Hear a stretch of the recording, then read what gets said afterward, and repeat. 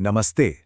चलिए आज बात करते हैं उन धागों की जो हम सबको एक साथ जोड़कर रखते हैं, हमारा परिवार और हमारा समुदाय। ये वो बुनियाद हैं जिन पर हमारी जिंदगियां, हमारी पहचान और हमारा पूरा समाज खड़ा है। तो चलिए इस दिलचस्प सफर पर निकलते हैं। आगे बढ़ने से पहले जरा एक मिनट रुककर इस सवाल पर सोचिए। क्या परिवार सिर्फ खून का रिश्ता है या उससे कहीं ज्यादा कुछ और? इस सवाल का जवाब शायद हम सबके लिए अलग-अलग हो, और यही बात इस टॉपिक को इतना मजेदार बनाती है। तो सबसे पहले बात करते हैं परिवार की, जो कि किसी भी समाज की एकदम बुनियाद होती है। यहीं से असल में हमारी कहानी शुरू होती है। तो परिवार होता क्या है? इसकी परिभाषा क्या है? असल में ये ऐसे लोगों का एक ग्रुप है जहां रिश्ते, प्यार, देखभाल और एक दूसरे के सहयोग पर टिके होते हैं, है ना? ये वो पहला सेफ स्पेस है जहां से हम दुनिया को फेस करने की हिम्मत सीखते हैं। अब अगर हम भारतीय समाज को देखें, तो यहाँ हमें मेनली दो तरह के परिवार दिखते हैं। एक तरफ है हमारा जॉइंट फैमिली, जहाँ कई पीढ़ियाँ एक ही छत के नीचे रहती हैं, मतलब अपने आप में एक छोटा मोटा गांव। और दूसरी तरफ है न्यूक्लियर फैमिली, जो बस माता पिता और बच्चों तक ही होती है। देखिए, दोनों ही मॉडल हमारे समाज की बदलती ज़रूरतों को दिखाते हैं, और दोनों की ही अपनी अपनी खूबियाँ और खामियां हैं। अब आते हैं परिवार के अंदर सिखाए जाने वाले वैल्यूज पर। वो अनदेखी सीख जो असल में हमें इंसान बनाती है। पता है, परिवार को एक स्कूल की तरह भी देखा जा सकता है। ये पहली जगह है जहाँ कोई भी अहिंसा, दान, सेवा और त्याग, ये सारे जरूरी जीवन मूल्य सीखता है। केरल के शालिनी की कहानी इसका एक बहुत ही बढ़िया उदाहरण है। देखिए, हुआ ये कि ओणम का त्योहार था। शालिनी के चाचा की आर्थिक हालत ठीक नहीं थी, तो उसके परिवार ने मिलकर उनके लिए भी नए कपड़े खरीदे। अब इसके लिए शालिनी को अपनी पसंदीदा रेशमी ड्रेस छोड़नी पड़ी। तब उसकी दादी ने उसे समझाया, बेटा, परिवार का मतलब ही यही है, एक दूसरे की मदद करना और जो कुछ भी अपने पास है उसे आपस में बांटकर इस्तेमाल करना। अब जरा मेघालय के तेंजिंग के परिवार को देखिए। ये आज के बदलते परिवारों की एक बिल्कुल परफेक्ट तस्वीर है।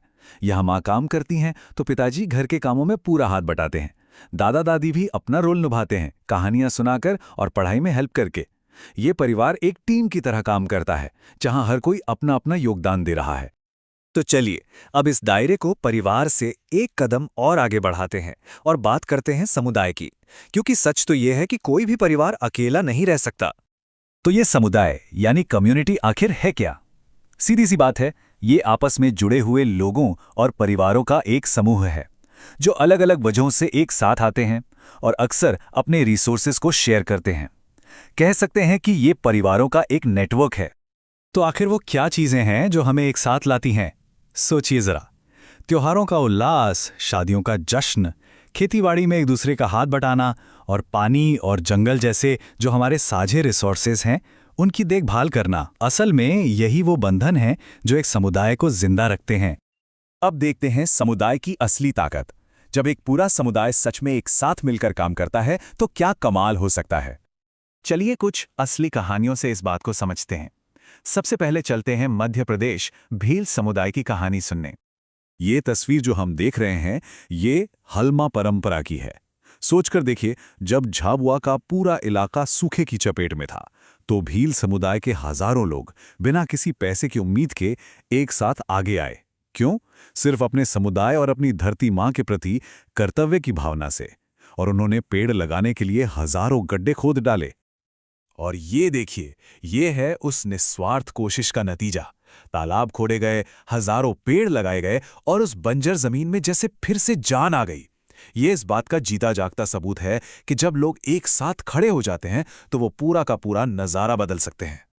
और हाँ, समुदाय की ये जो भावना है, ये सिर्फ गांव तक ही सीमित नहीं है। याद कीजिए, 2015 में चेन्नई में जब बाढ़ आई थी, तब कितने ही प्राइवेट ग्रुप्स और संगठनों ने आगे बढ़कर जरूरतमंदों के लिए खाना बनाकर बांटा था। ये संकट के समय शहरी समुदाय की ताकत को दिखाता है। अब चलते हैं अहमदाबाद और सुनते हैं एक कमाल की कहानी। यहाँ एक वर्कशॉप के मालिक थे कमल परमार।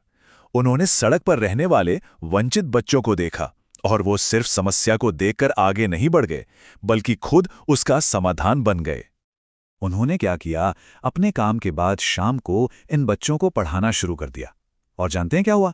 देखते देखते उनकी इस सड़क वाली क्लास में रोज 150 बच्चे आने लगे। सोचिए, एक अकेले इंसान की पहल का ये असर था। और कमल की इस पहल ने दूसरों को भी इंस्पायर किया। लोकल स्कूलों के टीचर और यहां तक कि बड़े बड़े छात्र भी खुद आगे आए पढ़ाने के लिए। जैसा कि एक वॉलंटियर टीचर ने कहा, मुझे उन बच्चों से जो प्यार और लगाव मिला वो यकीन से परे है। ये दिखाता है कि कैसे एक अच्छा काम पूरे समुदाय में एक लहर की तरफ फैलता है। तो अब आते हैं हम अपने आखिरी हिस्से पर, जो कि है हमारी एक दूसरे पर निर्भरता। तो इन सारी कहानियों से क्या पता चलता है? यही कि कोई भी इंसान अपने आप में एक आइलैंड नहीं है। हमारे इतने कॉम्प्लेक्स समाज में हर कोई अपने काम के लिए दूसरों पर डिपेंड करता है, परिवार से लेकर शहर तक। हम सब एक अनदेखे धागे से एक दूसरे से जुड़े हुए हैं। और जाते जाते ये एक सवाल छोड़ जाते हैं, इस बड़े ताने बाने में आखिर हर व्यक्ति अपने समुदाय में क्या भूमिका निभाता है?